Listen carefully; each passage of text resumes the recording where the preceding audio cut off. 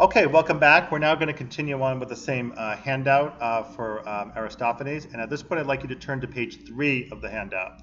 So we just finished talking about the works, and now we're going to talk a little bit about how old comedy works, but again, saving that for more detail the next video, and also about the politics that Aristophanes was up against as he wrote his plays and what he was commenting about. So old comedy was a very specific structure of comedy that was produced in Athens. And just briefly to describe it here, it was usually based on some fantastic, wild idea that the comic playwright would come up with. One important ramification of that is that it was not usually based on a mythological topic the way that Greek tragedy would be. You might have mythological characters like, for instance, Dionysus, who appears as the main character in Frogs. But a mythological story of the type that you would read, let's say, in a mythology book isn't what you're going to get usually in comedy. Instead, you have some kind of really crazy idea, like the city up in the clouds with birds, or a totally ridiculous philosopher with Socrates in Clouds, the ability to argue your way out of debt, these wasps, these bees that go around stinging defendants in that play, the idea of women taking over the government, which in ancient Athens would also have been a pretty silly idea. So all of that is the totally outrageous idea that you get in old comedy. Then old comedy usually has a really crazy chorus, which sometimes might even be an animal chorus, like the wasps or the frogs, or some other very strange kind of mystical chorus, like the clouds. Now, when the play is produced, it has several specific sections to it, and you're going to see these sections referred to in your discussion questions, and they're also described in the Meinek's translation of Aristophanes. So when you start off with the opening part of the play, it's called the prologue. When you get to the point where the chorus first comes up on stage, that's called the parodos, P-A-R-O-D-O-S. Then there's usually some kind of debate or contest between two characters. It often comes up now, but it might also come up later in the play, and that's called the agon, A-G-O-N. Then you get a section where all of the characters step off the stage and allow the chorus by itself to address the audience directly on some political theme. This was probably the high point for the play for an audience of that time, and that's called the parabasis. You'll see quite a few references to those in discussion questions. Okay, and that's a very distinct part, because when you see the point when only the chorus is on stage talking at great length, that's what that's all about. Then you have usually a series of random episodes with other strange characters coming in from time to time, and those are called episodes. And sometimes you might get another parabasis and even sometimes another agon. And then the final scene of the play is usually some big celebration. It might be a marriage or a feast or some really great way to close the play off. And that is called the exodos, and that's the point where the chorus leaves the stage. E-X-O-D-O-S, the exodos, is what finally concludes the play. So you make sure you know those terms, because those will come up for discussion when we talk about structure, again, usually in discussion questions. And those are typical of old comedy. Wasps and birds follow that structure quite closely. Lysistrata does to an extent, but varies it to a fair degree. And Frogs definitely varies it quite a bit.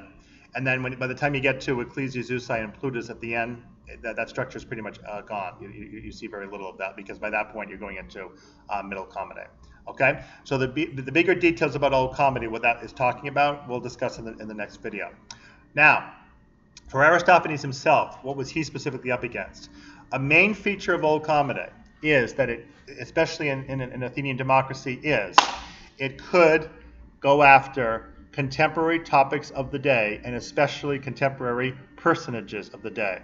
So you get right out into people's faces.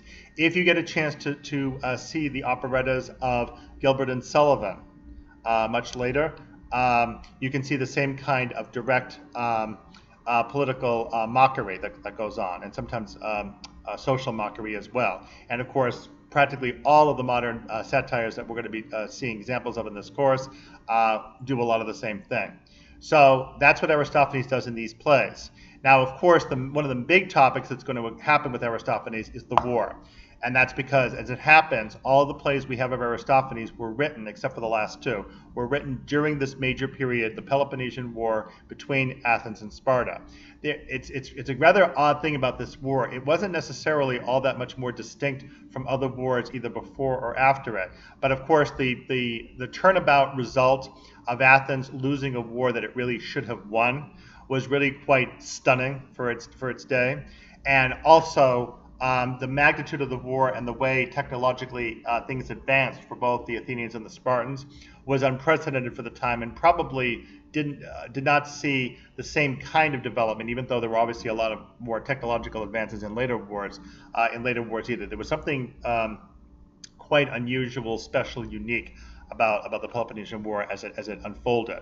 And so, as it turns out, it was also one of the pivotal literary development periods for Athens, and old comedy, including Aristophanes, flourished right under this period, as it turns out. So the war is going to occupy a great deal of the dialogue in these plays. Probably most notably, I would say, Lysistrata, also quite a bit in Frogs as well. Somewhat less so in Clouds, Wasps, Birds, because the emphasis on those plays is somewhat different. But the war is always in the background someplace, and Aristophanes never completely lets that subject go, even if he's discussing something else. Now, politics, on the other hand, is everywhere in these plays. And of course, there's too many examples right now to be able to describe them in any real detail. But of course, I got to focus on our good fellow Cleon here, rough. So, we're going to talk, as I say, in other videos about Athenian political development. We'll get to that where appropriate. It's suffice to say for right now that the Athenian democracy, as we understand democracy in their terms, began in 508 BC, which is about a century before Aristophanes' plays.